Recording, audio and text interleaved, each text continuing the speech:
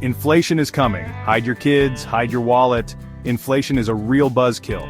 Like a party guest who just won't leave, it slowly but surely eats away at the value of your money. Remember when that candy bar was only $1? Pepperidge Farm remembers. But inflation? Inflation doesn't care about your nostalgia. It's here to make everything more expensive. Luckily, there's a way to fight back forecasting. Think of it as an early warning system for your finances. By looking at economic trends and market data, you can anticipate price hikes and adjust your budget accordingly. It's like bringing a raincoat when there's a chance of showers, except instead of getting wet, you get to keep more of your hard-earned cash. Forecasting isn't just for Wall Street hotshots. Every business, big or small, can benefit from understanding where prices are headed.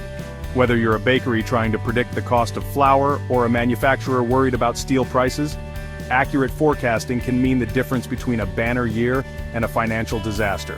So don't let inflation catch you off guard.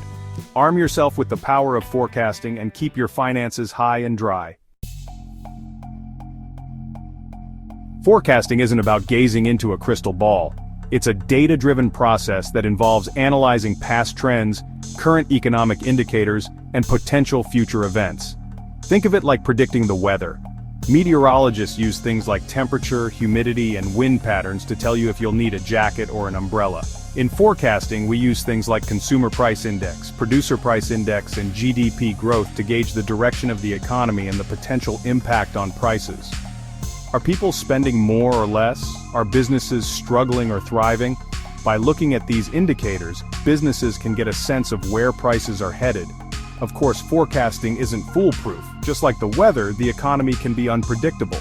Unexpected events like natural disasters, political upheaval, or even a global pandemic can throw a wrench into the best-laid plans. But that doesn't mean forecasting is useless. Even with its limitations, forecasting provides valuable insights that can help businesses make informed decisions. It's like having a roadmap, even if there's a chance of encountering a few detours along the way. So, how do you actually go about forecasting? Well, it's not as complicated as you might think.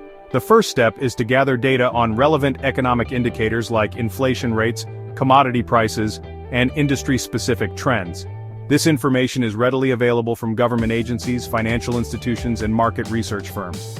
Once you have your data, it's time to put on your detective hat and look for patterns and relationships.